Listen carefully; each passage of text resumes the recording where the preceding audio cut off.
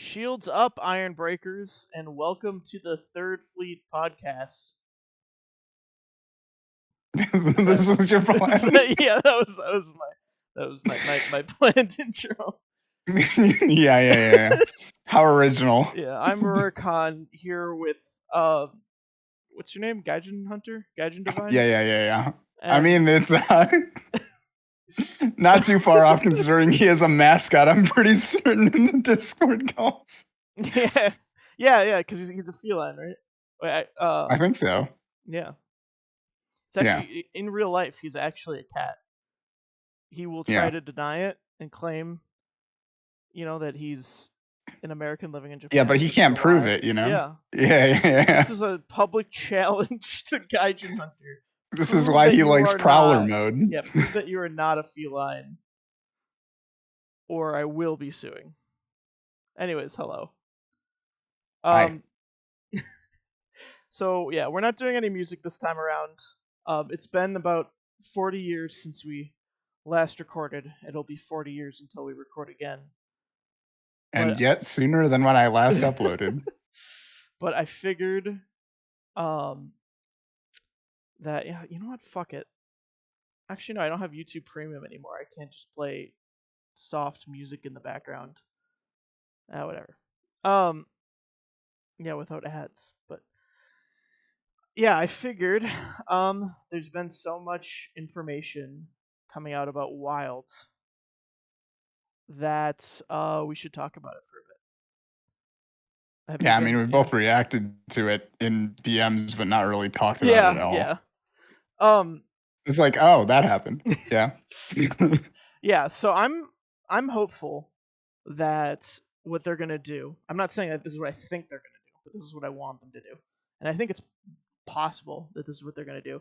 Is that they're not gonna show much more information from here on out because they've given us so much, like in such a short amount of time, that if they keep up this pace, like you're gonna show everything before the game. And it seems like they're trying not to show as much this time around. I don't know if that's actually the case. That's what it seems like.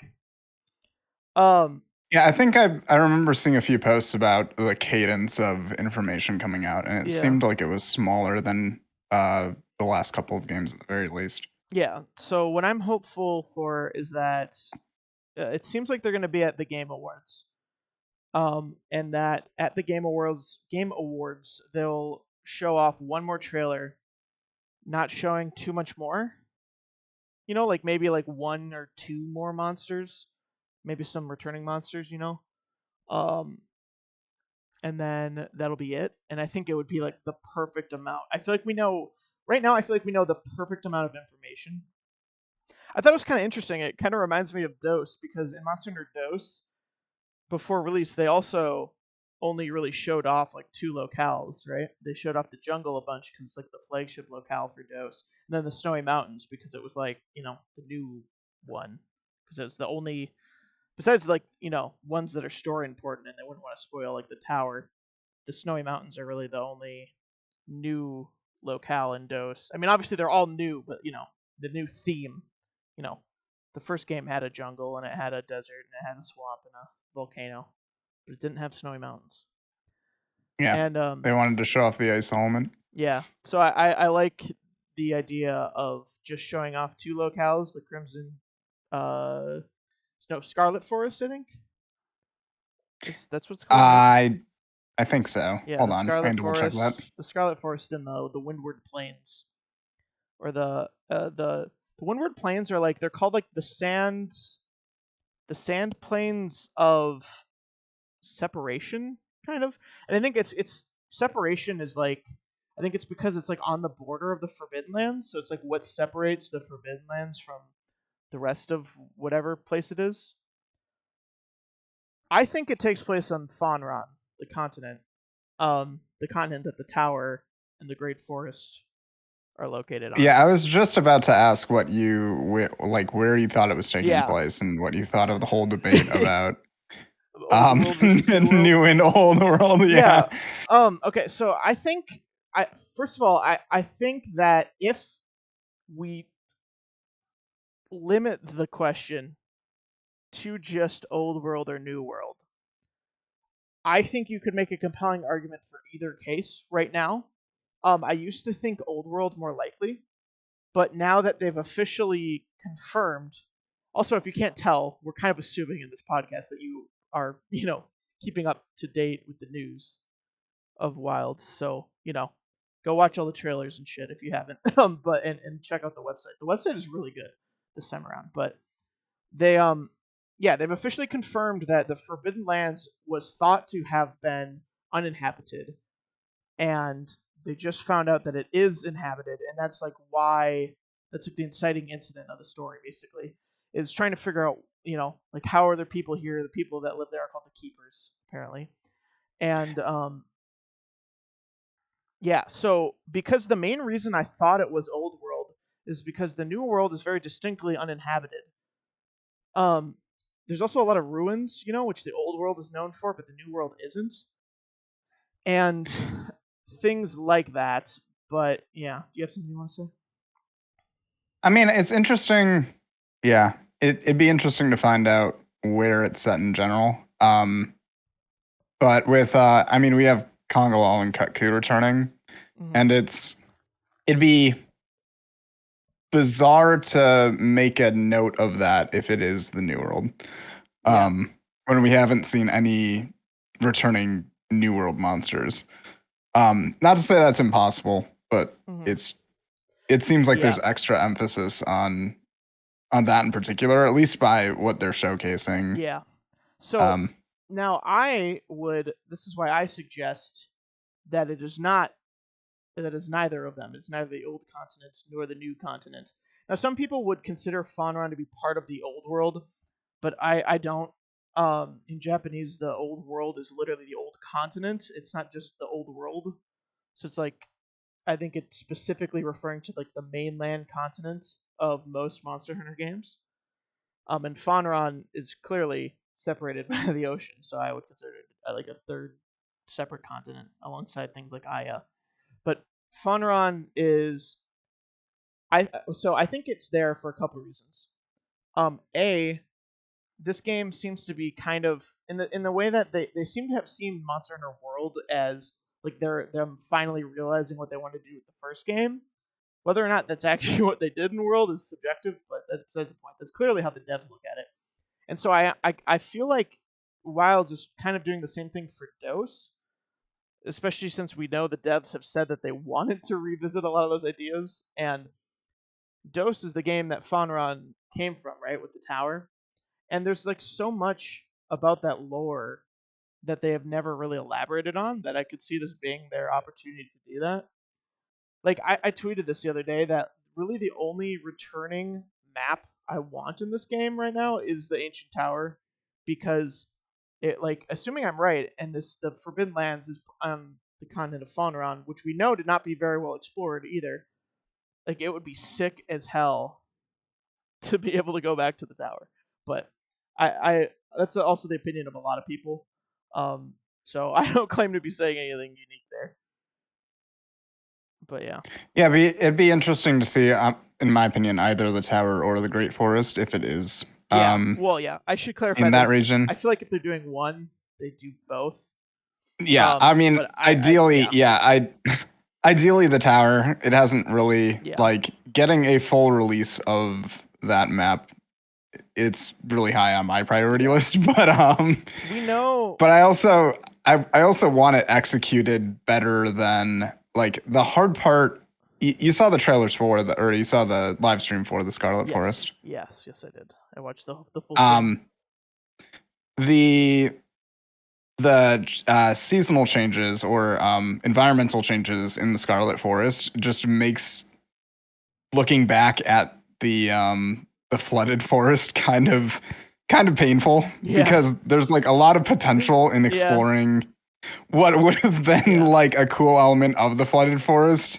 And granted, they're doing a really good job at like I'm not knocking against wilds, but like I hope whatever if they do bring back a map that it's not just uh a surface level remake, like they actually Yeah, handle it with the same depth that they're doing for these yeah. newer maps. No, yeah, I'm with you there, and I don't think they're clearly not doing a lot of returning content, which is also part of why I think it would be in Faunron. Or at least if they are, they haven't revealed it. Yeah, yeah, this is true. I think they're going to be like I wouldn't be surprised if we see a lot of first and second gen monsters. Like I wouldn't be surprised if they bring back Velocidrome or. But yeah, I had a dream the other night that they revealed Espinas and that we found out that the only reason he was in Sunbreak is because they had already designed it for Wilds, and they were like, "Shit, man, we could just put this into Sunbreak." It was very weird. I woke If up and I genuinely forgot it was a dream, so I almost started tweeting as if Espinas had been announced for Yeah, Wilds. it'd be interesting if there was sort of some sort of development overlap like that Yeah, between the two games, I mean, and we yeah, just don't we've find seen out it. about it till later. Yeah, we've seen it before in the Monster Hunter series. Like we know that Cha Cha exists in Tri because they had basically decided at the same time for both Portable Second G and Monster Hunter Tri to, add a companion for offline play when you were playing by yourself.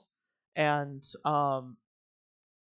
yeah, and like I think a lot of the inventory changes and stuff that were in Portable Second G, my hypothesis is that those were added to Try first, and then when they started just finally decided last minute to make Portable Second G, they were like, well, hey, those are things that we could port over into the game because if we're gonna make those changes eventually, we might as well make them now. Yeah, it's hard to say which one happened Yeah, first, to be that's not honest. confirmed. That's just I mean, we know that Portable Second G um was super rush development, so it seems like strange to me that they would make that decision for like a really rushed game that they knew they weren't going to be able to balance well. But I could see it being a very easy to justify change if it was something they'd already decided on to do for like the main series. But anyways, going back to Wilds, we know that some locales are seamless. They haven't.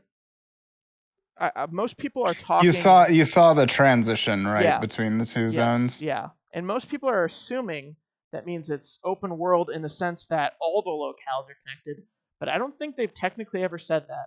And I've heard someone. I don't even remember where I heard this, but I've heard it claimed that in the Japanese stream they said that not all the locales are going to be connected like that. They did for sure say that you're not going to have access to all of them at the beginning and you have to unlock them. Don't know how that's going to work. Like we don't Well, know. so it could be like one of the hypotheses that were floating around was that they talked about the Kutku being Mm, used for something different.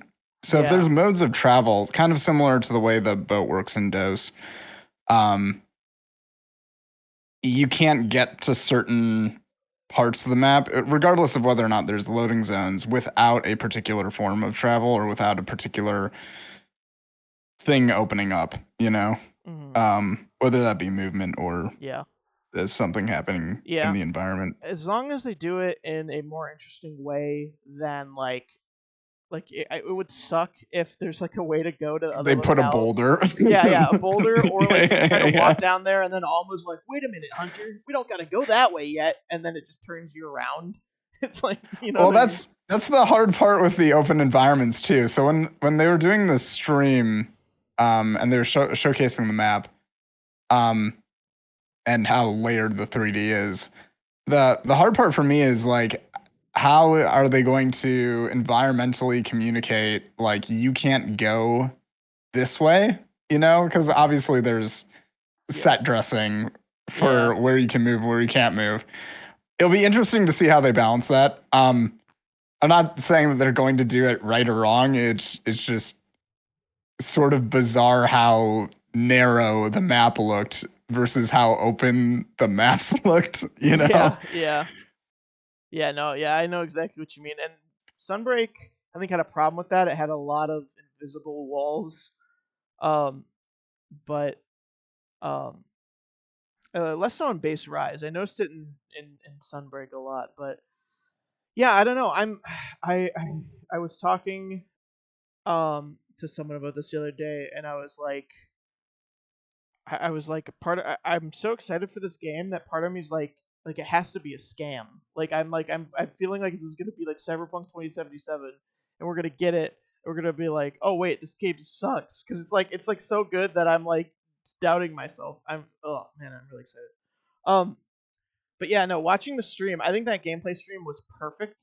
Like it showed off a lot. I loved like for example those, I don't remember what they're called, but those small monsters that only attack you if you have really low health because they can smell your blood. Like that's the a perfect example of like the kind of things I want to see in this game. Um Well, it's also something that the dev team for Monster Hunter in particular has been just getting better at. Um, yeah.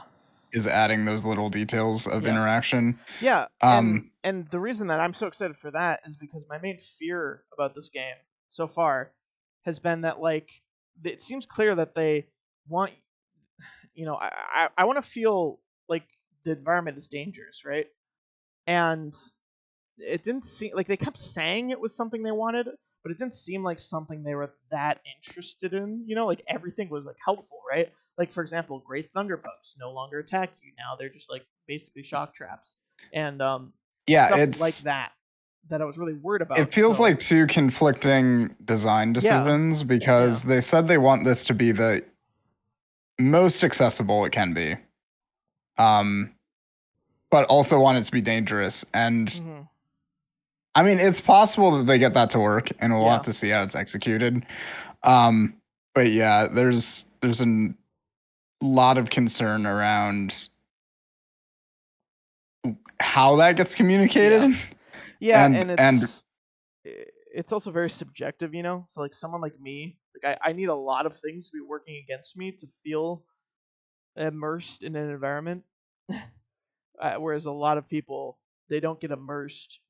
When there's a lot of things working against them, they just get annoyed. Um, but yeah, it's certainly subjective what constitutes, again, good difficulty, bad difficulty, whether something's difficult in the first place. I Yeah, I don't know. It'll be, I know that they have the pack hunting, but I don't necessarily find that, and again, that could be really challenging or like an interesting gameplay dynamic. Um, but I don't necessarily consider that part of the environment. Like if we're already, I don't, I obviously we haven't seen anything about mhm. cool drinks and hot drinks. Yeah, we know that They there's hot they and talked cold about environments, but that's it.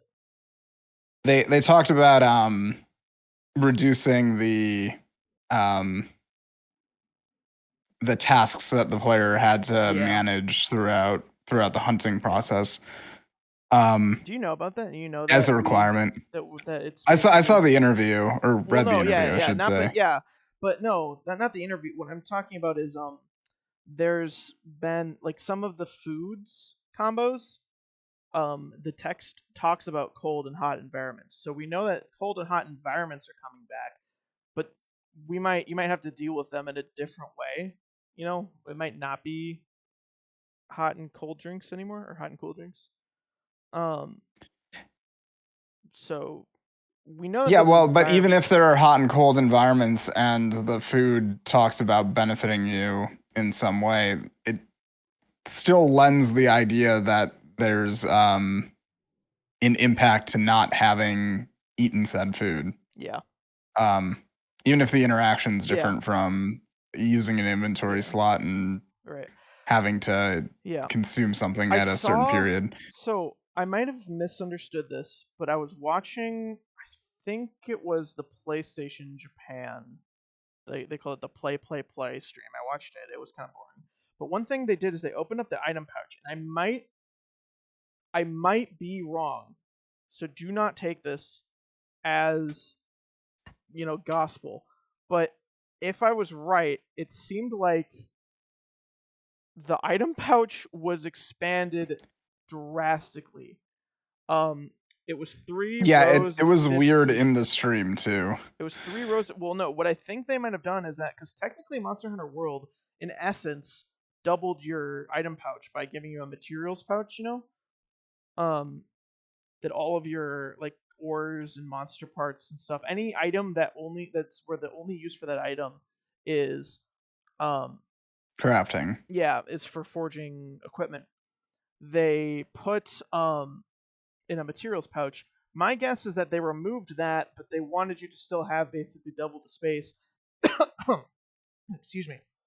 Um, because it was 15 rows of 3, so that's 45 slots compared to 24 item pouch slots, not counting the field pouch or the materials pouch from any other Monster Hunter game, Yeah, which is what'll be crazy. interesting to me is like But like I said, I might have misunderstood.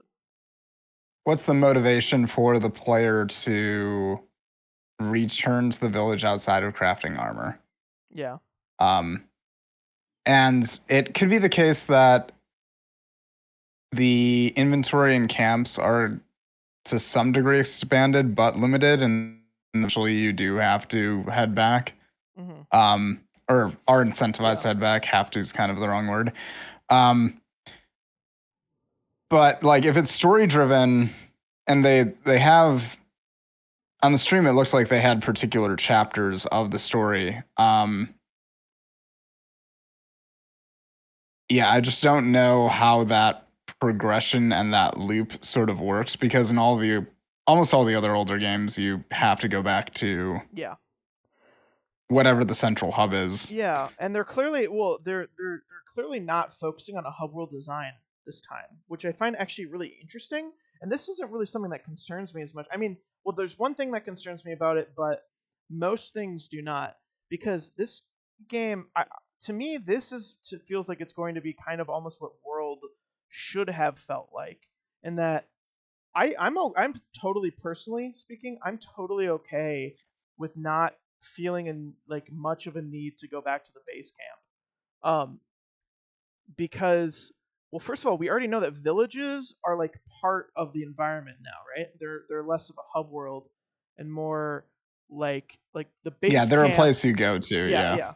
And I kind of like that integration, and I feel like this might be the first Monster Hunter game that really makes you feel like I need to survive in the wilderness, even if it's not in the sense of like, oh man, this is immersive because the environment is dangerous, but just in the sense of like, you know in world, like, the people have been there for 50 years, and it's like, because like, it's not really like a self-led expedition. You're not leading an expedition. You feel Yeah, like you're you're part not of the the first military. wave of explorers. Yeah. Yeah, it's Whereas in this game, it feels like it's gonna. I wouldn't be surprised if it feels a lot more like you are the person actually exploring this on behalf of the guild for the first time, because you're not necessarily doing. I mean, I'm obviously making a lot of assumptions here. I mean, obviously we are, the game's not out yet, but like, if we're exploring things, because we want to be exploring them, and we don't have to go back to like get orders, you know, or whatever.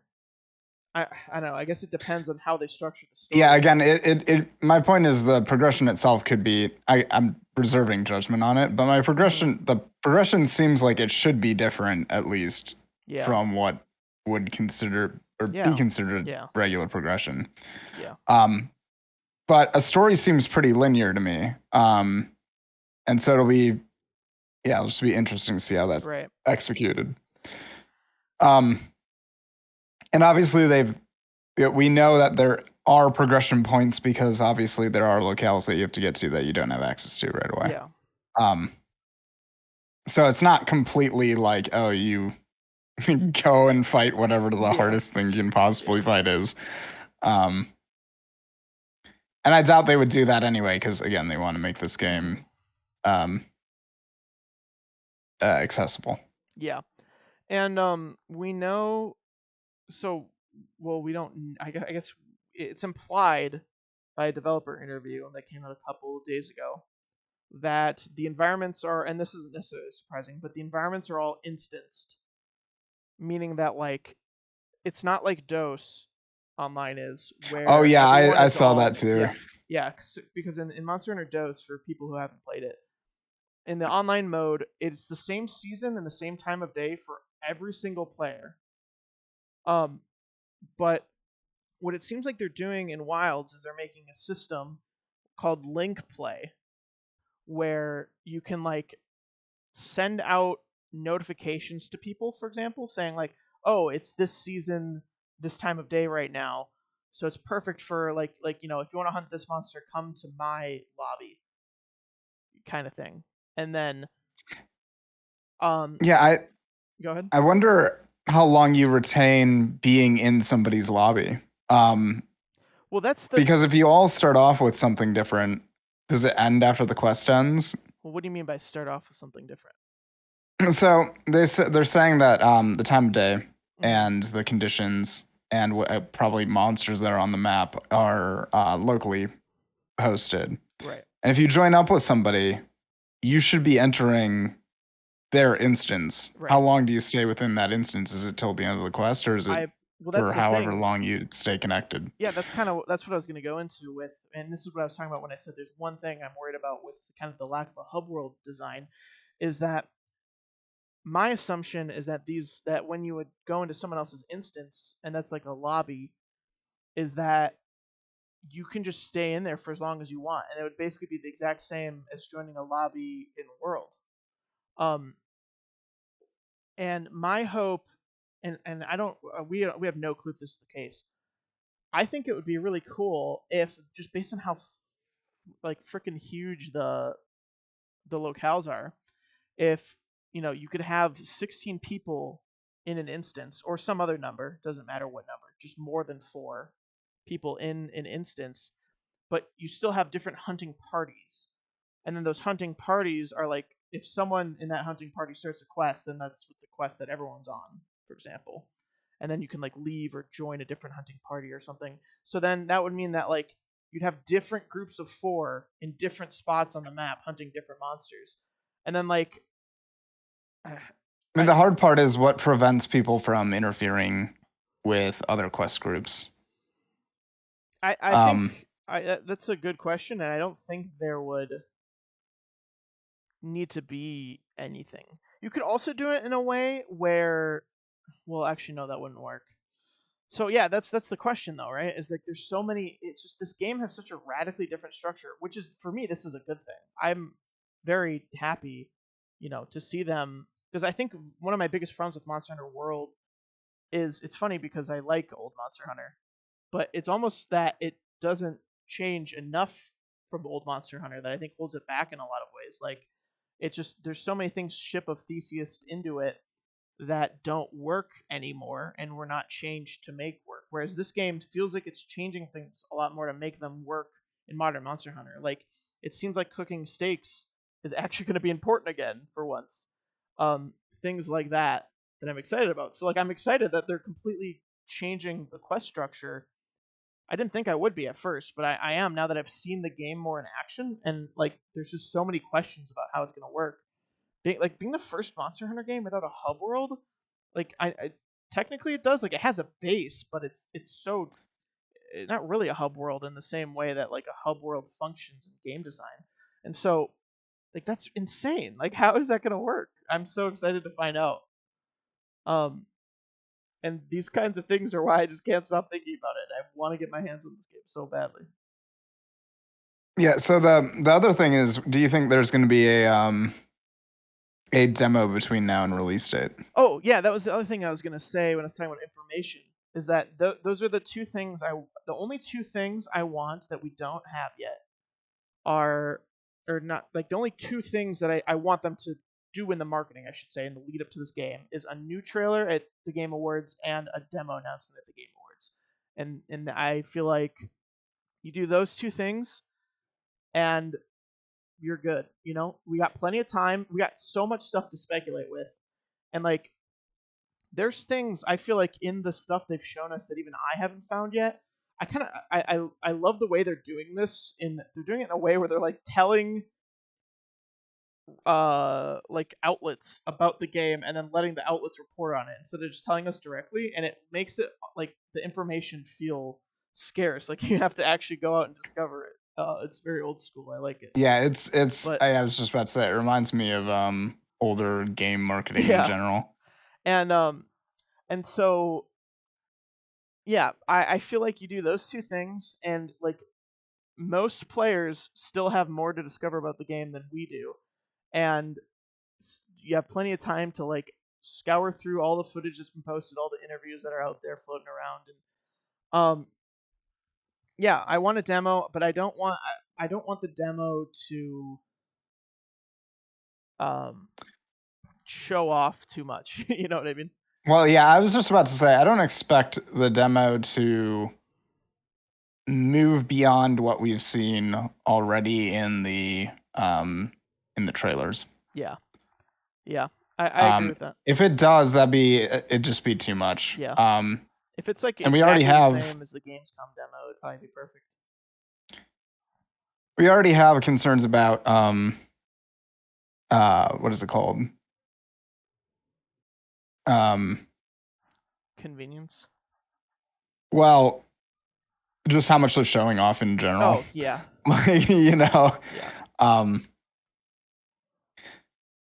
it'll be interesting because I think Worlds or I should say it was probably both World and Iceborne that had monsters in the demo that weren't disclosed in the Oh trailers. yeah, I actually didn't know that. Did they? I didn't Yeah, so play the World Narga or Kuga Iceborne was demo. one of them, I'm pretty certain. And Tigrex was the other, or something like Interesting. that. Well, but they also had the demos for World were considered betas, and they were rolled out Yeah. over like multiple periods. Um, and then of course you had the ones for after the ones for console, you had the ones for PC because it wasn't a Right. global release. Um, Well, yeah. Sunbreak didn't do that, so it'll be interesting to see again if they release a demo how they structure that Yeah. and what they put in it. Yeah. Um, It's also and interesting. hopefully no leaks come out of it Yeah. either. I've already seen some things floating around that people are claiming is leaks, but I don't buy them, so I'm not really giving any weight to them. But there, I'm yeah, not surprised to be honest with you. that's another thing that's interesting is that this is the first mainline Monster Hunter game since Monster Hunter blew up in the West, and so it's interesting. Like this is like they're not putting Rathalos on the cover this time around. They're actually putting Arkfeld on there. Yeah, so what do you think about the new flagship, by the way?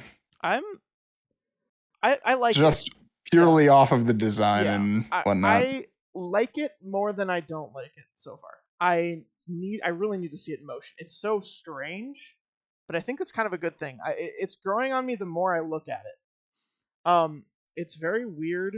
Um, I like the imagery of it being like a chained specter. Um, yeah, I dig it, but I'm really into Chemetries right now. That guy, I love that guy. It's like the perfect Monster Hunter monster for me, where it's like you look at that thing, and you're like, yeah, that could be a real animal, but then you think about it for like more than 2 seconds, and you're like, no fucking way that could be a real animal. It's like a chicken dinosaur that covers itself in flammable chemicals. It's like what?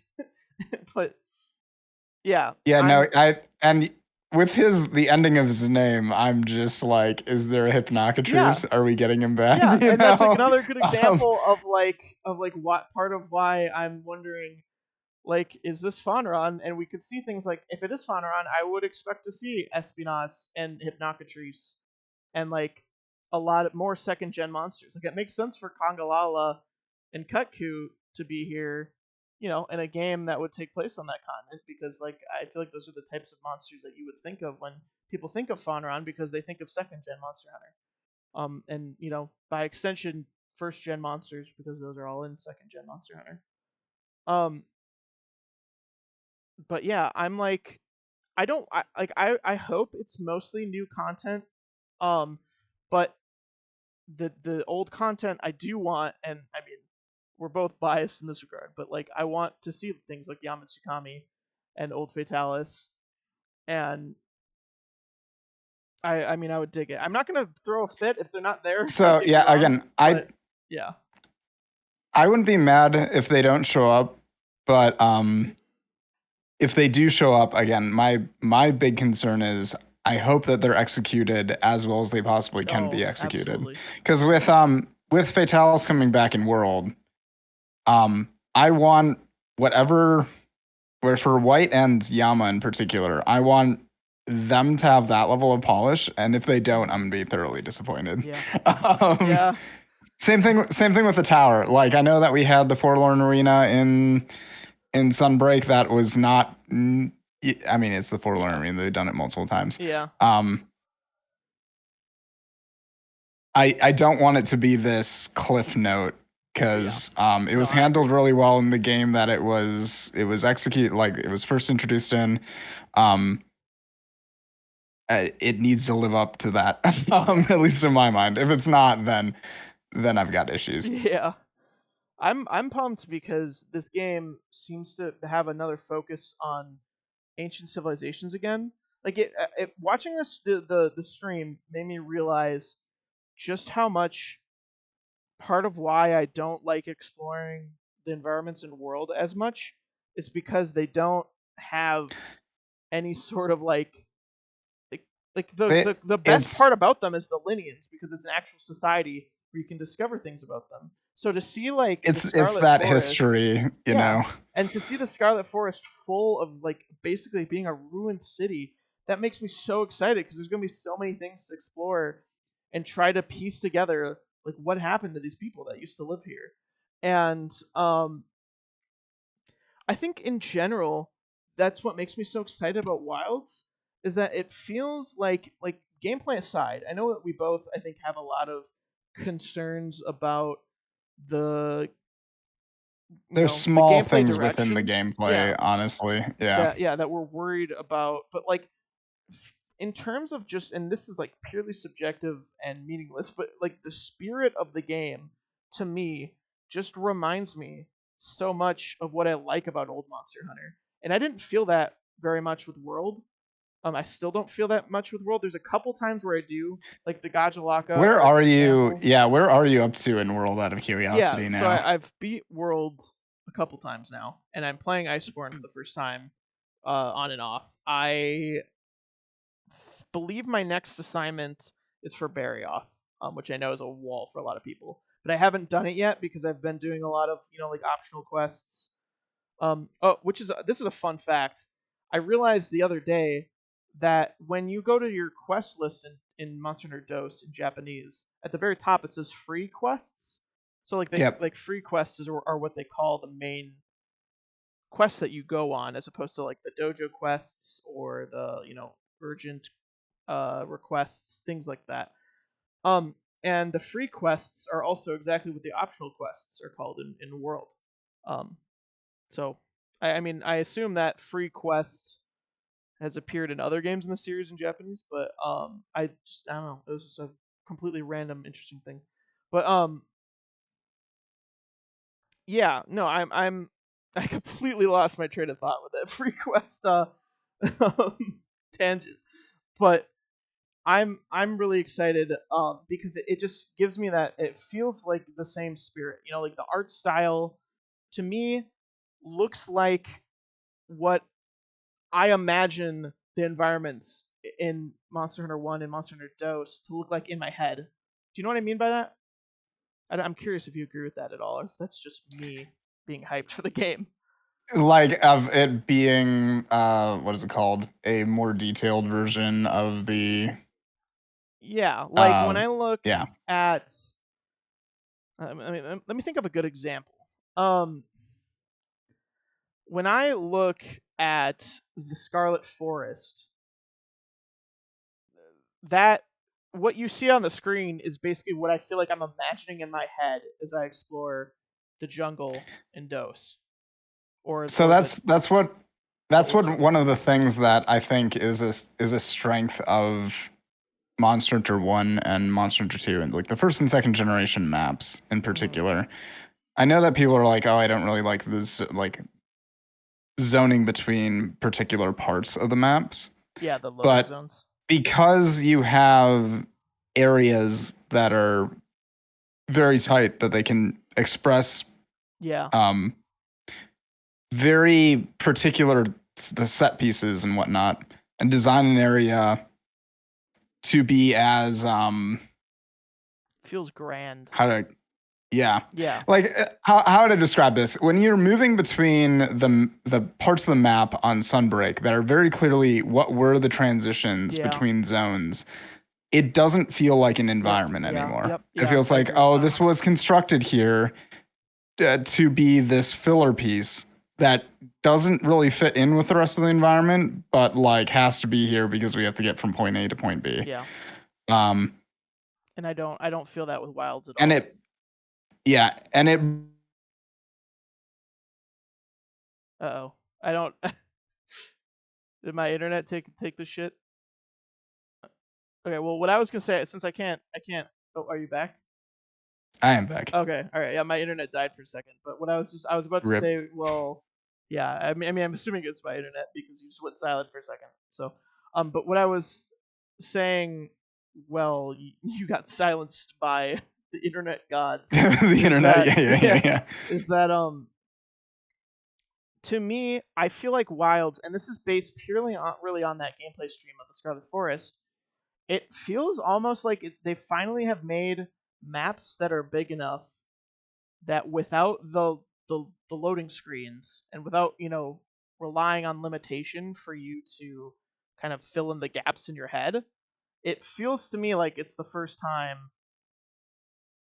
in a map without loading screens that where the scale actually feels huge, like in a way. Like I'm so, I don't know, man. I need to explore these maps, and that's part of why I'm almost worried about a demo, because I'm like, I'm like, am I gonna explore the shit out of it and then have nothing to explore when the game comes out? But there's gonna be entirely new maps that I'll never have I been mean, to. So that's the hard choice that you have to make with yeah, any sort of early access yeah, content is like, okay, how much of my first impressions are going to be shaped by this demo? And that's again my concern with the demo in particular. Like, uh, if it has performance issues, if it yeah, has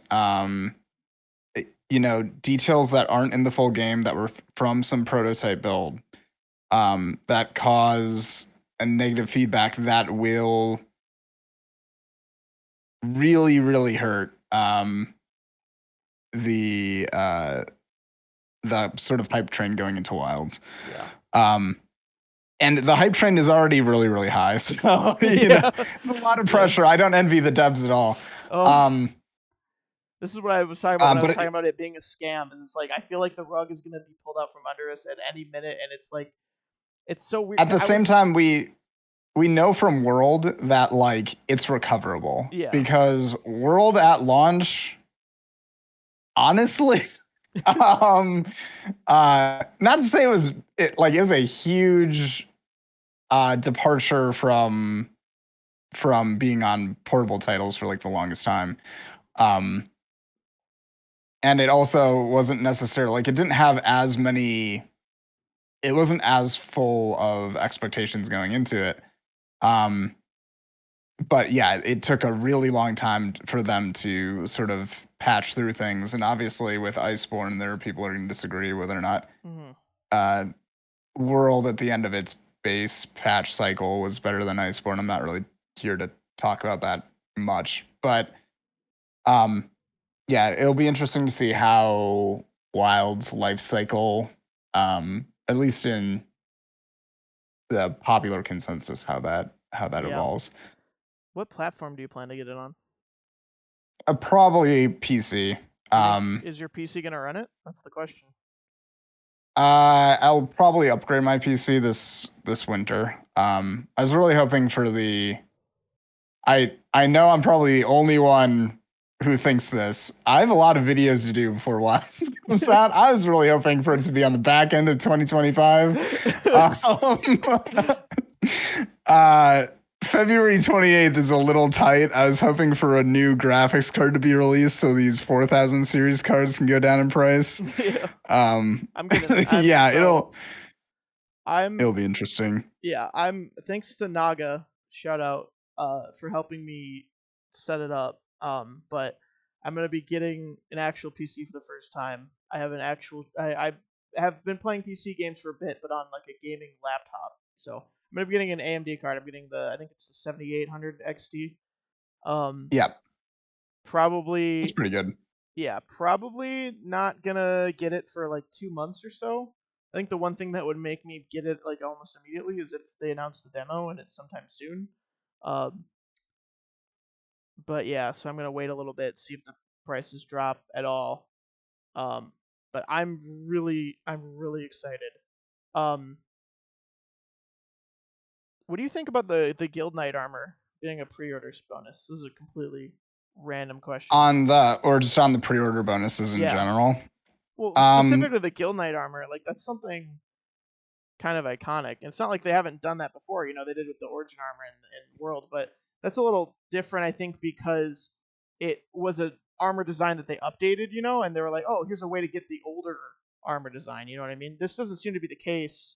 I mean, it might be the case. There might be some newer Guild Knight type armor in the same way that they kind of had Kagdos added the Guild Guard armor. That's clearly like an updated version of the Guild Knight armor. Um, yeah, I mean it's hard to say. I've already been sort of uh I never bought the deluxe pack for Dragon's Dogma 2, which would be Capcom's one of mhm. Capcom's more recent titles to compare it to. Like the hard part is they have two deluxe editions, right? Yeah, the deluxe and the Um, premium deluxe. yeah. And on one hand, like I understand if you're adding extra stuff that's purely cosmetic. Um, I understand wanting to monetize that. Um, the hard part is if it uh yeah, it's kind of tricky how it's executed. Yeah. Because if it's really underwhelming, then I feel like I've wasted my money. Hmm. If I do spend it. Yeah. At the same time, if it's so overwhelming that like nothing else in the game compares to it, like if I don't have other stuff that is also as cool, then it feels like it's just a really greedy corporate play, Yeah. which ultimately it is. Yeah. I But mean, yeah. like, um, yeah, I mean, I'm just not as big on it, Yeah. but I mean, I'm um, torn. I'm torn on the Guild Knight armor in particular, being that because well, a it looks fucking amazing. Like I think it looks. They updated the design. Most people probably didn't realize this, but they added like a bunch of the little guild symbol, which that wasn't on the original design because that symbol actually didn't exist in first gen. Um, where the design comes from, but it looks awesome. like yeah, Yeah, the cloth and the detail on it looks really yeah, nice. and I'm excited that I'll be able to wear it from the start of the game because you know, I can like role play that my hunter's like, you know, I'm assuming in the story it's an inevitability that you're already like hot shit at the beginning, considering that they send you that they think you're someone who should be on the Forbidden Lands expedition team. And so I can kind of like role play that I was already a guild knight, but also at the same time making it a pre-order bonus sucks ass. So I'm like weirdly torn between being excited about being able to wear it from the beginning and also being upset that it's a pre-order bonus. Especially because like I would love to wear the Origin armor in World, but I'll never be able to wear it because I didn't pre-order the game. You know what I mean? I think they might have added it later in a certain way, and I think that's fine. Um, I've kind of accepted. I was talking about this to I think it was just to my partner the other day, but it might have been someone else I don't remember. But I think if this game is about as monetized as Iceborne, I'll be fine. Like I won't like it, but I you know it's like if it's more monetized, that's when I'm gonna it's gonna start to annoy me. You know what I mean? Yeah. Because the premium deluxe edition, I'm not upset about it because it doesn't really seem to be. They're not. It doesn't seem like they're adding more DLC to sell to that. It sounds like they're just basically saying they're basically just adding a version that you can buy that will give you like all of the early cosmetic DLC they release for free. Well, not for free, but like you won't have to pay for it when it comes out. Instead of yeah, it doesn't seem like they're. I mean, but at the same time, they're also adding new things. Like we know that they added some sort of hunter profile thing that you have like nameplates for, and those it seems like you can buy. I don't know. It's going to be interesting. It's one of those things that we really can't complain about until we see it. I feel like I Yeah, it's just hard to know the scope of it, yeah honestly, till yeah it comes out. and yeah it, I just don't like that. I don't like the overall trend. I don't either. But it's also kind of one of those things that I feel like was inevitable. I don't know. Yeah, unfortunately. It's like I've given up being upset about it because I know that me being upset about it won't make it go away. And as long as the game is fun and they're not monetizing things like battle passes and letting you buy Zen and Yeah, like you you have know a what I mean? limited number of potions you can attain, Yeah. and But yeah, you it's get Monster Hunter Now yeah, shenanigans. it's like I Yeah. think it's a problem in Rise and Sunbreak specifically because of how it felt like it was replacing like event gear, you know. Um, so Yeah, it as was also long just giving us animations that, like, or at least details that felt like they were going like too far for the DLC in a way yeah that wasn't present in the base game. yeah Um, um, but yeah, I'm overall I'm really excited for the game. So excited that I'm gonna be spending hundreds of dollars getting a PC for it. Um, I'm I used to be cautiously optimistic, I think, and like I wouldn't have called myself hyped for it. Um, something about the fourth trailer just like swapped something in my brain. I think a lot of people think that I'm expecting this to be Monster Hunter Dose 2, and that like I'm going to be inevitably disappointed. I'm really not. All I want from this game is for the gameplay to be enjoyable to me personally, for it to be engaging most of all. By which I mean like if I feel like I need to like think about things at all, it doesn't matter what it is. If I need to like engage my brain when I play it, I'll be satisfied, I think. Um and I don't know if it's going to do that, but if it does that and it makes me feel immersed in the world, those are like the two things that I need: engaging gameplay and an immersive world.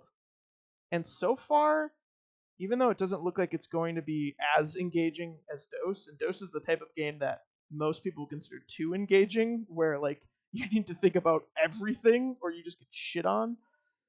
Um, I don't need it to be like that.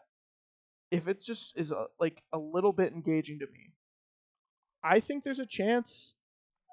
I don't know. I feel like it's going to be fighting for to be either my second or my first favorite Monster Hunter game. But I don't know.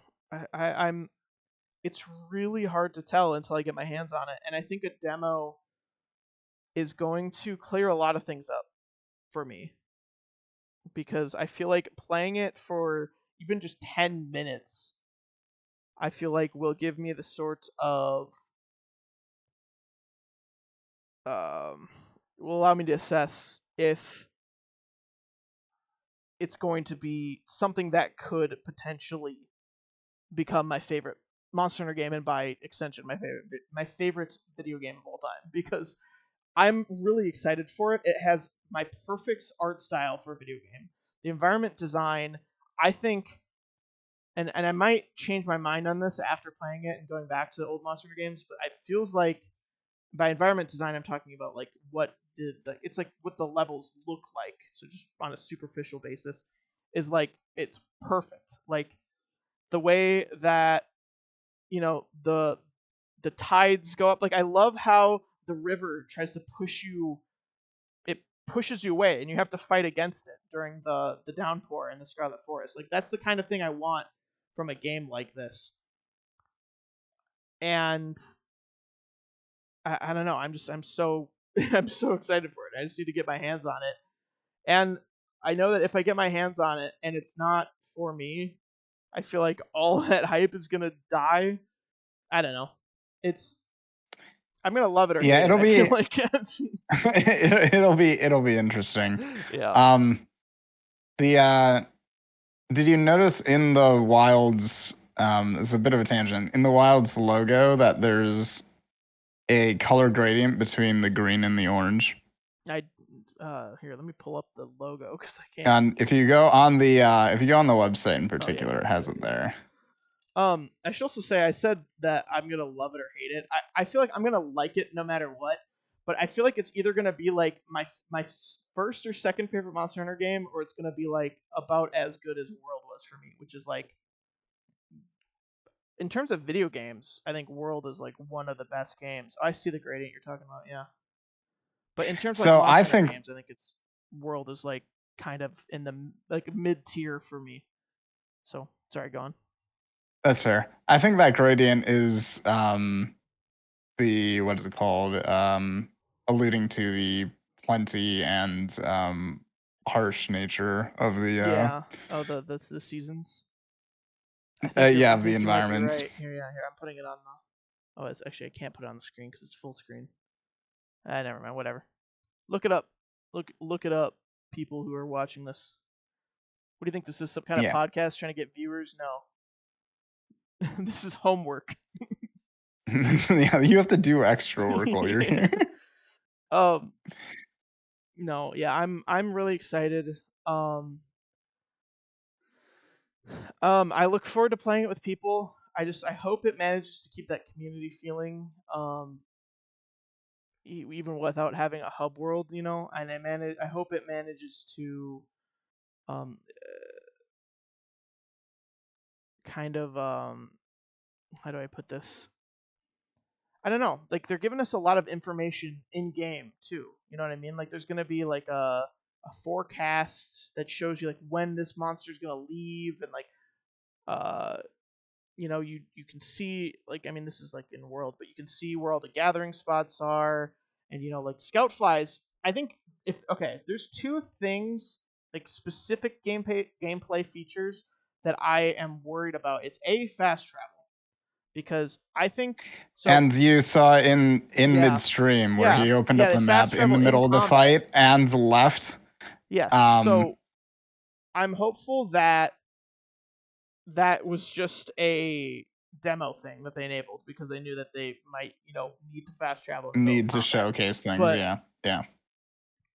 I already don't like fast travel in Monster Hunter, and I really don't like the idea of fast travel in a Monster Hunter game like this. Where like imagine if you were exploring and like we know that there's a limited amount of pop-up camps, right? And now I'm actually not upset now that you can access your item box from your camp because I'm really only upset because of it in combination with fast travel. Because like imagine if you get Yeah, the lost. further you go, yeah, I was just about to say, the further you go, the more dangerous it Yeah, gets. yeah, and Um, yeah, but we already know that like it's gonna tell you how dangerous a spot is. Like I don't know if they said it's gonna tell you like a pop up camp spot. I don't know if you need to. Like I'm hopeful that at the very least you need to have a camp get destroyed before it tells you that. But also we know that there's some spots where your camps can't get destroyed. So that can't be the case actually, because otherwise they wouldn't be able to tell you that. It's like I don't like that. Like I think it would be cool if you had to I discover for hope it yourself allows. how Yeah, dangerous a yeah. I was just pop-up about camp to spot say. was. I hope that the game, at the very least, allows players to make mistakes. Yeah, yeah, Um, that's even basically if what I'm it, saying. even if the punishments for them aren't necessarily like Yeah, they don't need to be dose as level. harsh as they used to be, you know. um, uh, but like one of the things that they had on the display of the UI that caught my eye in particular was there's the health bar was redesigned, and Mm. they keep talking about how it'll fluctuate more when you're about to get hit, or like when you're about to get Yeah. hit by something that might kill you. Yeah. Um, and That actually doesn't bother me, and I can't figure out why. I really like the new UI in general. I know that the wiggly health bar is controversial, but I think it's the perfect antidote to the problem that I have with World's health bar, where it's hard to tell how much health you have left at a certain time. They clearly don't want to have a health bar that goes from all the way from the left to the right, and I think that's fine. I think it would be hard to make that look good on a widescreen game now. Um, so I think I don't know. I really like the wiggly health. I think the reason that the Spidey Sense red health bar doesn't bother me as much is because I think it just makes it feel more like your hunter is really adept at these things and can kind of sense that coming. Because like well, in yeah. real, So I yeah, go don't ahead. necessarily mind the gameplay implications of it. Like Hmm. most of the time, monsters are going to telegraph something very large if they're going to hit Yeah, you with something that's going to kill you. Like there are multiple ways of reading it, and like it's a way to get new players to. It's just another form of communicating to newer players yeah, or just again inexperienced players. Um, that something is dangerous. My and again design wise, I don't have an issue. Like superficially, I don't have an issue with it. hmm, Um, my concern is that the rest of the game is going to be similar to that, in which there's going to be too many things or too many ways that it's going to yeah, be communicating to you that yeah. you need to get out I see of what you're saying danger though. and that danger is coming, that you never actually experience whatever this danger Yeah, is that they've set up. yeah, I see what you're Um, saying. and at that point, if you're never experiencing it or if you're never trying to overcome it, then what's the point of having it in the game? Right. Um, and again, those are like, I obviously don't have the game. Those are Yeah, just concerns yeah, because I want the game to be good anyway. yeah, I think we're both on board with having this game be a massive success if it can be. Um, yeah. uh, And I mean, yeah, I think even if like at the end of the day, it's gonna be I would be very surprised if it's not fun. I think the question for me is if it's also engaging. Um, because like a lot of games like Monster Hunter World and Rise, at least for my tastes, I would consider fun, but a lot of the times aren't very engaging. Like I don't feel like I need to think a lot when I'm playing, which is not doesn't make it a bad game, but I feel like I don't, and they're clearly removing a lot of the commitment in this game. But the question is if they're going to make the gameplay engaging in other ways. Like I'm yeah, fine I with mean them that's adding things like focus mode, so I can now turn 360 degrees while I'm doing my great sword charge, or like letting you cancel out of like demon dance. As long as there are other ways that the game is engaging in that sort of way that like you have to maybe not plan necessarily, but you just have to think. And there's little things that have shown me that, like the river I mentioned, or the way that now when you use a fire attack, near something flammable, it can light on fire, and so you have to be careful of that. Like those sorts of things are engaging. The question is, are they going to be engaging enough to kind of make up for that? You know what I mean? Like I'll be okay with yeah, like if I have to it's think. hard to figure out whether or not like how they structure things around uh again the removal of Yeah, commitment. Like yeah, what I don't want to happen is exactly what we got in Sunbreak, where if like say the encounters can't keep up with you and the environment doesn't contribute anything, it- the only way that a creature can keep up is if it's doing giant AoEs or yeah, like timing things specifically to deal with specific options. Um, yeah. it's it's tricky, and I don't think this is going Sunbreak levels, um, or other spin-off levels of Monster Hunter. Um, Are you but afraid to say the F word? Well, no, well, I wasn't going to specifically call out like online or Frontier. Um, but yeah, it is just it'd be interesting to see what new elements get added to encounters. Like obviously we Yeah, have packs. We know that packs are a thing. Um, yeah, I know that we have they showcased in that stream that you can still lure creatures to other creatures, and we know that something like a turf war is in the game. Um, you're talking about with the small monsters and the large ones. well, I mean, the small monsters will engage with the large ones, like they had Yeah, some of the raptors yeah, attacking. those tally But off. yeah, the large ones will also. Was it Doshiguma and Lala Barina were having a Yeah, turf yeah, war? yeah. Um, so we know those are still present. And that was cool. That one's cool because like it's a good example of the type of things that might be engaging in the game. Is that like, oh, Doshiguma gets paralyzed after that, and it's like that's the sort of thing that you might be able to put together. Like, hey, wait a minute, if I lure this monster to this other specific monster, you know, then maybe this will happen. And then like if they bring back things, not that I'm expecting this, but for example, let's say they do things kind of like Dose, where you need, and this is pure speculation, but like how you need certain elements to like break certain parts or stuff like that. So like if they add things like that kind of back into the game, then you might have incentives to think like, oh, let me lead this monster to this monster so they can get in a turf war, and then it does this element or this status or something, and I need that for whatever reason. yeah, and I'd like the monsters to also subvert expectations on that end. Like Yeah. when we were talking about Thunderbugs earlier, if Yama's in the game, I'd like the player to be baited into using Thunderbugs for their positive benefit Yeah, and that having would be that flip on awesome. them. Oh my god, that Um, rules. Sorry, I love that idea. or like certain monsters when you bring them into a turf war. Um, I know that Magnamalo will charge like Teostra and Kashala into the player, but Yeah, that like was cool, but that doesn't do any damage either. no, It's no, it just, doesn't. But like I'm saying, like there yeah, should be interactions that that sort of thing, but it actually like yeah. does damage and like actually has consequences.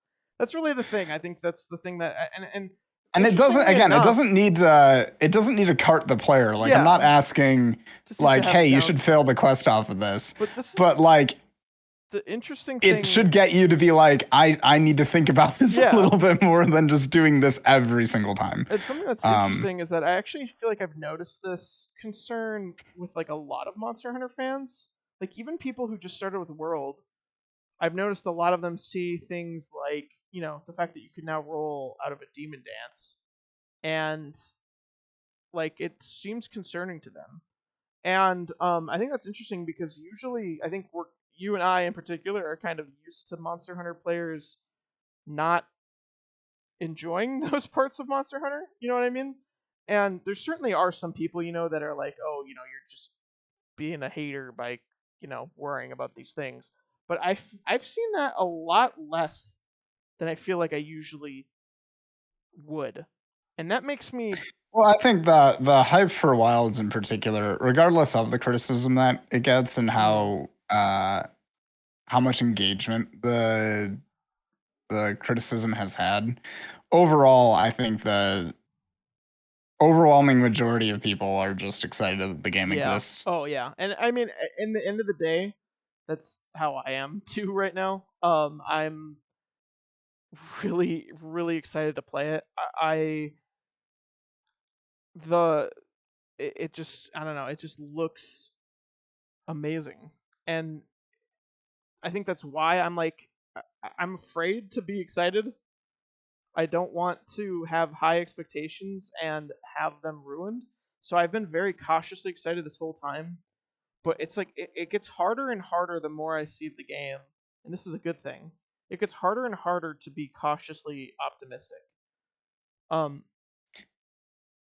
there's things I'm worried about, but those things I'm worried about are things that like I won't be able to, like it's you can't really like they don't really ruin my excitement just by seeing them. Like I'm not like when I first saw that you can roll out of a demon dance, I wasn't like, oh man, that sucks. I was like, oh, that's weird. I need to see how they kind of make up for that because they seem like they talk. They being the devs talk a lot. Like they do want the game to require thought. You know what I mean? Like they say things like oh, so you'll have to think about this. Like you'll have to think about like a good example is the fact like the Talioth apparently only attacks the Chemistries because they're both scavengers, so they see each other as kind of like rivals. So if you lead any other monster to Talioth, it won't really be effective. But it's like, does that then mean that if I led another monster to Talioth, not realizing that they only attack Chemistries, are they going to attack me? Or are they just going to run away? And it's just going to have been a slight waste of time. Because that doesn't feel like a punishment necessarily. And the one thing I really want from this game, and this is what I was going to say earlier when I was talking about how there's two things I'm worried about, and I said the first thing was fast travel. The second one is scout flies. I hate scout flies more than I hate like probably any feature in Monster Hunter.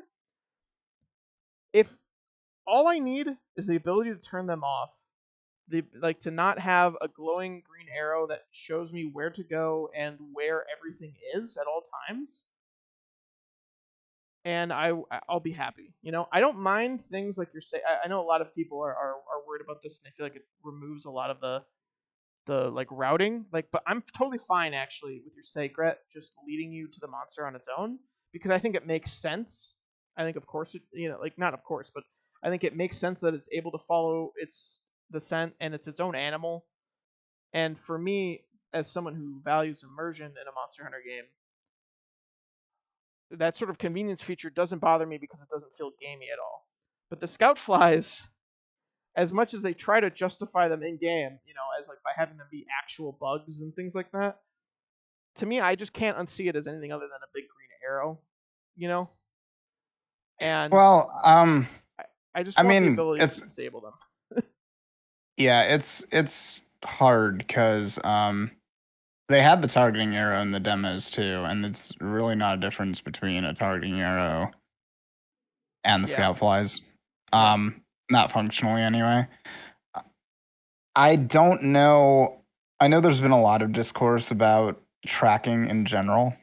Um, I don't know how I feel about monsters instantly and always appearing on the maps, like the mini map. Like I yeah. get that it helps players get into the fights that they want to engage with more Hmm. often. Um, but at the same time, you are losing experiences whenever you introduce elements like that. Yeah. Um, I and again, maybe you'll just be able to turn like monster icons off on the map and turn yeah, off the scout yeah, flies or do maybe they give you that option, but it's an interesting choice. yeah. Well, here's how I feel about the monsters on the map specifically. I don't like it, but I also don't really like the tracking in world because I don't really it doesn't I don't know, to me it doesn't feel like tracking because it doesn't really require any game knowledge. It's just running around the map until you find the first track, and then like just like oh, look, there's a big green thing on the ground and now I got to interact with that. And I don't particularly enjoy that gameplay. So, Oh, with the honestly, research levels and whatnot. Yeah. yeah, the research levels I actually don't hate, but I don't like the actual tracking part. Like I'd be fine with I don't know. It's like so for me as someone who doesn't really like that, I'm not super upset that it's gone, but I definitely would prefer the system from all the games before World, where you actually just have to rely on knowledge of where the monster usually likes to go and just kind of go out there until you find it and then mark it on your map yourself. Um I think I wouldn't hate a system like World if it wasn't for the scout flies, like if for example if you actually had to go out there and actually had to notice the tracks and see them in the environment and they didn't just glow big green, and interact with it until you interact with enough that like it appears on your map or something. I might not dislike it too that'd be fine much, too. Um, but I'm not happy to hear that you only have to track them once ever and then it's just permanently marked on your map. But I would rather have that system than have the system in World personally. And I know that that's controversial because a lot of people like the tracking system in World. I don't I, I don't necessarily hate it, but it's just I don't know. For me, it just doesn't. It feels like busy work in a way that I don't usually enjoy. And I'm fine with tedious things in games. I wouldn't play games like Monster Hunter Dose if I wasn't able to tolerate tedium on occasion. But I prefer when the tedium is like something that you have to engage with. Like in Monster Hunter Dose, a lot of the times if something is tedious, it's because you're making the choice to do something in a tedious way because you think it would be easier. Like if I go out and I just gather a bunch of items, it might be tedious, it might take forever, and it might be really slow, but it's usually because there's usually a better way to do it that I'm consciously ignoring. Like if I choose to gather honey instead of wait for honey day, for example, that's a strategy, that has consequences that I'm having to deal with. But I don't really feel any of that engagement with the tracking system. So I'm not necessarily sad to see it gone, but I'm also not necessarily happy to see the monsters marked on the map all the time, if that makes sense. I guess I'm very neutral. yeah, I think I don't think the paintball system itself is inherently flawless. Yeah. Um, like it could be expanded upon, and you can make it more interesting. Um, at the same time, I just don't. It, I I'd prefer it over either World or Rise. Yeah. Um, I agree with that too. just because in the end of the day, you get to spend more time. Like if running around the map is fun, then finding the monster would be fun anyway. Like I don't know Yeah. why. Uh, um, I get that there are some people who only play Monster Hunter specifically for the combat and nothing but the combat, and like a lot of the systems in modern Monster Hunter encourage you maintaining the uptime of combat as much as humanly possible. Yeah. Um, uh, but I do miss like the vast majority of the rest of the stuff that's sort of been sidelined over time. Um, but again, it'll be interesting to see what Wilds brings to the table if like they introduce new elements that take the place of what um get Mhm. like that sort of gameplay loop Yeah. had you doing, then I'd be fine with that too. And again, even if it doesn't appeal strongly to me, like as long as it finds its footing with its audience, I think it succeeded. Yeah. And it'll still be a fun Monster Hunter experience. I'm sure. Again, you said it's probably going to be at the lowest in the middle of your tier list. Yeah. Yeah, I don't see it. I don't see it falling below the upper half for me of Monster Hunter games. Um, But again, it's hard to predict that. They Yeah. could throw in Yeah. something absolutely terrible in the end that makes Right. me hate the game. I doubt it, but like it's a possibility. What's cool about them not showcasing information in general is that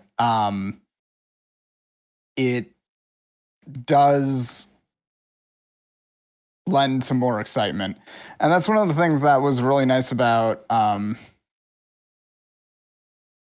games like Monster Hunter Tri and Monster Hunter World in particular was because they were departures. Even if they have showcased to us all the information in their trailers, which World did a lot of. Try not so much. Try was a good chunk, but not. Well, I know Try showed CDS in one of the trailers. That's the final boss of the offline mode. That's a pretty big one. Yeah, but they also didn't show off. Did they show off Jen? I don't remember. They did. Well, did they? I know that there's at least one gameplay interview I read where Sugimoto was asked what his favorite new monster is, and he was clearly talking about Jen, but he didn't spoil it. So I know that at least on one occasion they avoided spoiling it, but I feel like I remember seeing it in the trailer.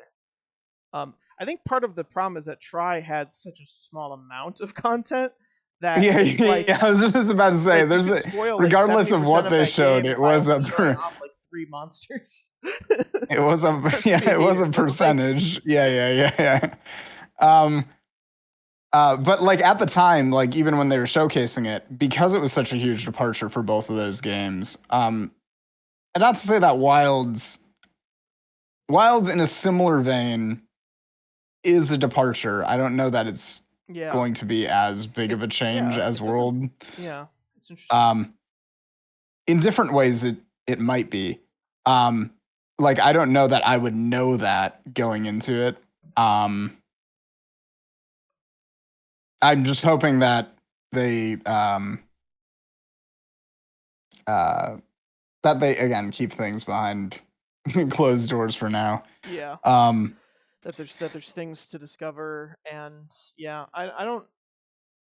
yeah, that gives that feeling of discovery, Yeah, regardless of what percentage they are showing us. yeah, And as long as it accomplishes that, I think I'm good with it. I mean, I spent a yeah, ton of hours in both Try and World. Yeah, despite their limited rosters for both of yeah. them. For Base World, it was also incredibly limited. Um, What do you think about the Woodwoods? oh, they're cute. I love Um, I them. love I love Linian Me too. um uh creatures in general, not only because they represent like something fuzzy and cute most of the time, um, but yeah, they're another culture. And I know that a lot of people are gonna be mad at felines talking and whatnot. I'm pretty neutral about it. Yeah, Um, I was worried about it at first, but the more they've shown, I think it's something I'm happy about. Same with the Hunter talking. It's something I when it was first announced was like, oh, I don't like that. But the more I've heard it talk, I've heard the player talk. It seems like they're doing it in a way where you don't really express an opinion very much. it's Like they better leave than you to put yourself in the character still, but it doesn't. It makes the cutscenes look like it makes the game feel more natural, and it's I think better than it that's was executed, at least based on the trailers. It seems better than it was executed in Sunbreak. yeah. Um, Well, Rise Sunbreak. yeah, in But Sunbreak yeah. you only talk in Rise and Sunbreak you only talk in combat. You don't talk in cutscenes though. This game it Well, seems to yeah, be the no, but opposite. the dialogue in combat also doesn't feel Oh particularly yeah, consequential. Like it doesn't feel like it's yeah. fully That's the other utilizing thing the is that fact that the player yeah, this game can seems to talk. have a very different localization style. Like they seem to be playing it a lot more straight. Um, I might be that obviously we haven't seen a lot of the game, so that might not be the case in general.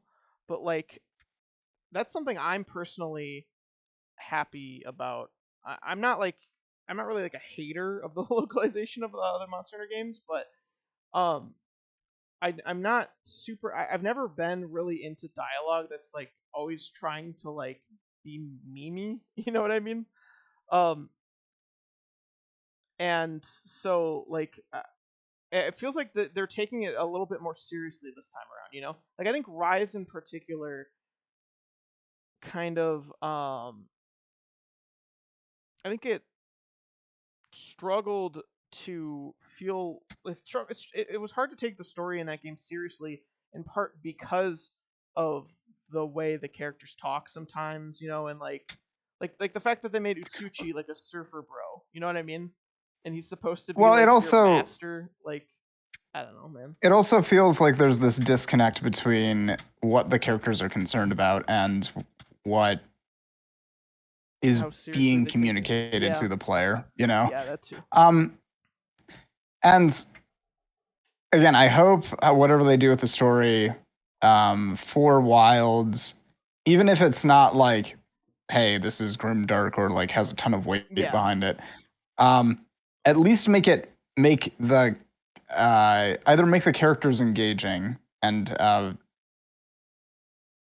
grow an attachment Hmm. specifically to the characters and their personality and the way that they interact with things and develop like them, or flesh out the way the world impacts those characters. Like if the characters are somewhat shallow but um engage with the world or the world engages with them in interesting ways, then that's fine.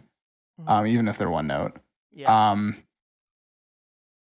like I think in older Monster Hunter games in particular, like when we were talking about Dose, a lot of those characters' personalities are very to the point, Yeah. Um, but um, but they remark on the events around them and sort of the state that things are in, and at least offer you that insight into how they're feeling about certain things. Even if most of it comes across as like gamey or mostly tutorial information most of the time, Yeah. but um there's at least that spin on it, where I'm not necessarily like the story doesn't feel like it's getting in the way necessarily, Hmm. but the characters also feel like they're engaging with things, which just didn't really happen, at least for me with Rise. Yeah. So I think, Um, do you have much else you feel like you want to talk about? yeah, the one last point. So it feels like there's a lot of tie-ins for this game. And I'm sure people are going to bring it up with for Ultimate in particular. It's interesting that Um, to hear you say that because I keep hearing people say that, and I haven't really felt that the same way that I feel like a lot of people have. so how much of For Ultimate have you played? I mean, I beat Review. the story when I was Okay. a kid. I mean I like I guess I think part of why people are feeling that way is just because it's very narrative focused. I think in that sense, Yeah. yeah. So I think narratively, I think people oversell For Ultimate's narrative weight. Yeah. Um. Well, I think For Uh. Ultimate's narrative weight mostly comes in comparison to the Monster Hunter games before it, which all had stories, as much as people like to claim they don't have stories. But the story is But it definitely was not a animated focus. and it was also fully animated in For Ultimate, or at least Yeah, mostly yeah. animated in For It's Ultimate. not. Yeah, it's not all Um, FMVs. and For Ultimate's very handholdy with its story. There are things that again, there are things I could like go in and criticize, but I'm not gonna go too deep into that. I think the reason that people are so attached to it are the two returning characters. Yeah, Um, the Ace Lancer I and remember the seeing Lance Forge. Yeah, and I remember seeing the speculation about the hold on, let me go to like actual character's name before I forget it. Gemma and Fabius are the two characters that everyone is pretty sure are Nata, there was a lot of speculation that he might be a Nata. descendant of one or two of the characters from For You, but it I never said heard that. uh in the latest trailer they were talking about how he's from the Forbidden Lands. Yes, his people are the keepers, which are the people that Yeah, yeah. are So I think that theory kind yeah. of goes out the window. Um, which is yeah, it'll be interesting to learn about the keepers. Honestly, it'll be interesting to learn about the culture or Hmm. cultures that exist um in the Forbidden Lands, and I hope they do a good job of both explaining like what challenges they specifically need to overcome within the Forbidden Lands, and also why the guild itself has been so disconnected, whether it be just some oversight, or um, I don't know, maybe they hunt in a particular way that Yeah. it just is incompatible with what the quest structure of the guild had been currently doing or what have you. Hmm. Um, I hope we get details on that. I'm not certain that we will. But it'd be nice Yeah. to have that fleshed out. Yeah, I wouldn't be. I tweeted this the other day, but I wouldn't be surprised if they don't even tell us like what continent this game takes place on, and they like to. And this isn't a They could complaint, leave it but completely yeah, ambiguous. they Yeah. like to do this a lot, where they'll raise questions that and then leave them unanswered, and people a lot of the time get annoyed by that. But a lot of times they don't realize that the reason they're unanswered is because they give you a lot of the pieces to put things together on your own. Um, Subtext. yeah, Um, and yeah, so and I'm really even like worst case scenario I think is that the gameplay of this game is like mediocre for me in terms of like in the grand scale of Monster Hunter. But even if that is the case, it seems like as someone who's like loves is someone who's as obsessed with Monster Hunter lore as I am, I feel like there's going to be so much to do in this game for me, just purely on like a like just exploring all the ruins and just trying to piece together what's going on narratively and like how this relates to the world of Monster Hunter in general. I just can't help but be excited for that, you know. And yeah, so yeah, so if do you feel like you got I anything don't. else to talk about? Yeah, one last thing. I don't know that I don't know how to feel about the gameplay because I don't know that it's necessarily, at least from what we've seen, like they've been making good changes. At least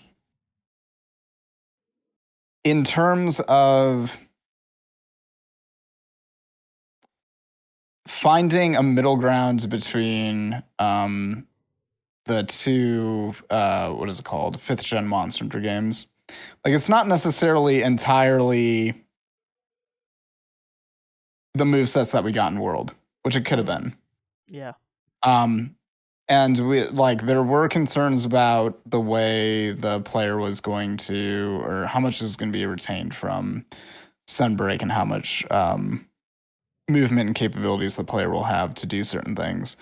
Um, as a person who plays Gunlance in particular, I think the Gunlance changes are interesting. It's always hard to tell before the game launches whether or not um, the weapon will have its issues that it's had for a very Yeah. long time. And same thing with Hunting Horn. Like I know a lot of people have been expressing concerns about having a pocket horn Yeah. that you can switch between, and how that devalues actually playing the weapon. Um, I'm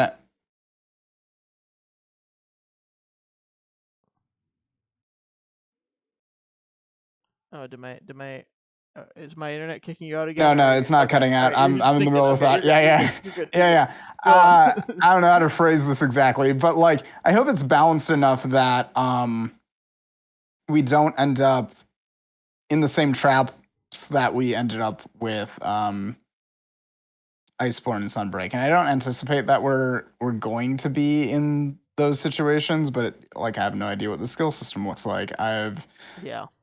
apparently shelling scales, but is that just a demo thing? Beats me. Well, no, How um that I can confirm for you in an interview. I don't remember which interview, but developers have directly stated that they changed the way shelling works and that it's scalable Yeah. easier. So, well, but how they changed it, I don't know. Yes, yeah. You know, Still, there's still a lot that I you don't know that know we've for sure. got yeah, I know that we've got the descriptions for what's supposed to be enhanced with normal, wide, long. Because Gunlance is effectively 3 weapon types. Mm-hmm. Um, yeah, it'll be what parts of the skill trees and elements are like randomized will be interesting because it feels like we have to have some sort of either random decos or random talismans. It seems to be random decos, which I actually don't mind, but I also don't really care about set building. So I understand Yeah, a so lot of the I people mean, who don't yeah, like random decos and love set building. I like speedrunning. Yeah, I could see why that would be And annoying as a speedrunner. well, it's just like I just don't. it's what degree of investment am I going to have to put in Yeah. To be to able to come play that out with a often. particular set, Yeah. or like to do what I want to do, Yeah. regardless of what other people are doing. Because again, I'm not necessarily doing like any percent routes or trying to get the world record at something. Just more for like, hey, I have this idea that I know is possible, but like I can't do it. you Yeah. know? Um, Yeah, I know what you mean. just because I have to wait for something to happen. Hmm. It For a lot of people, they like having something to chase, and I get it. Um, and yeah, of the two between Talisman and Decos, yeah, I'm probably more on the Deco boat. In terms of which one you want to Just be because, random or which one. yeah, which one I'd prefer to be randomized. Um, because uh, Talismans in particular, they feel very volatile. Like it's similar to the way Sunbreak has augmenting equipment. Hmm. Randomly augmenting a piece of equipment is always going to be higher value than what you can do to slot into the equipment. Yeah. Um, it's yeah. I don't know. We'll see. Again, they haven't released any information on that, so I don't want to go too far into Yeah. speculation. But yeah, no, it looks fun. Uh, from everything we've seen gameplay wise, even though they're taking out a lot of commitment, they're at least universally doing that across the board. This Um, is true. uh, Focus mode feels less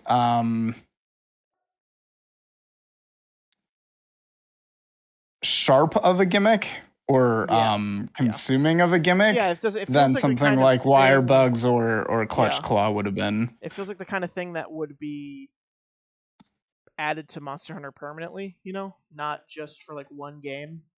I mean, obviously we don't know if it's gonna be added to Monster Hunter permanently, and I'm sure I still Yeah, it think things like reminds me seasons and more underwater were of the probably slinger than it supposed to be does personal.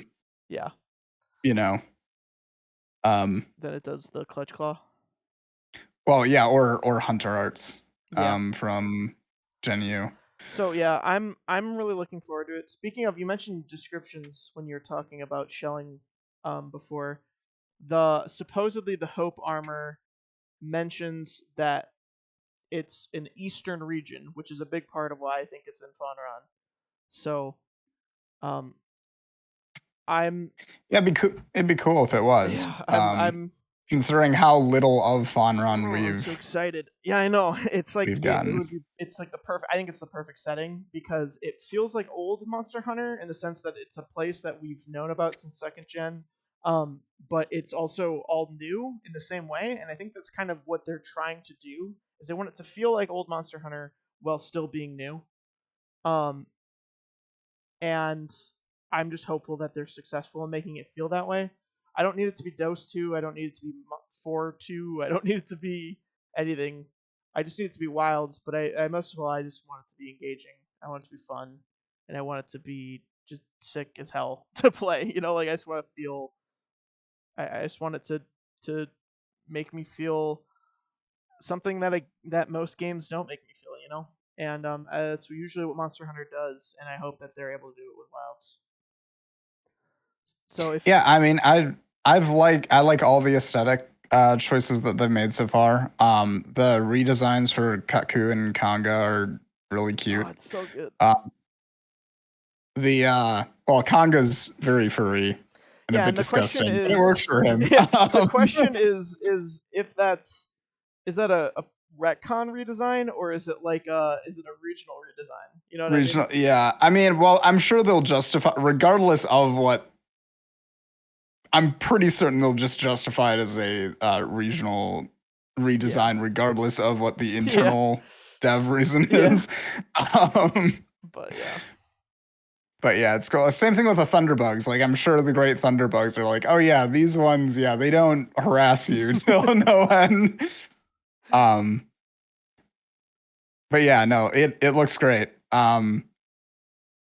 uh, despite all the concerns, it's really just out of um, uh, the sheer absurd possibility that the game presents. You Yeah, know, like I think that's actually a really good way to put it. Is it's like the only reason that some things in this game seem so concerning is just because the sheer range of possibilities that the game could go in, like all the roads it could go down are so different that we just don't know what the game is like yet, and that's exciting. You know, like I think I think the fact that we were able to talk for over an hour and a half so far already about it, and I feel like we could keep going for another hour if we really wanted to.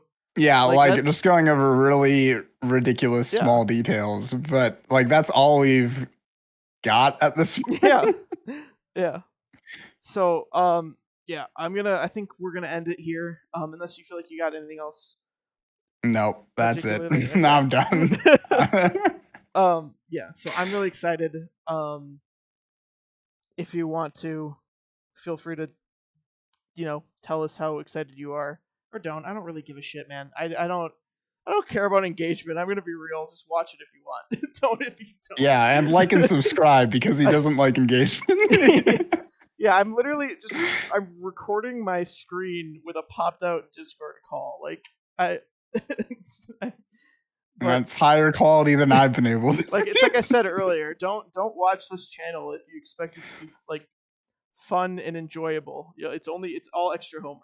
Now that you've watched all this far, all of you have to go fill out like 800 pages of like IRS paperwork. It's actually a requirement. I'm mailing it all to all of you right now. So thank you all for watching the Kokotocast. Yep.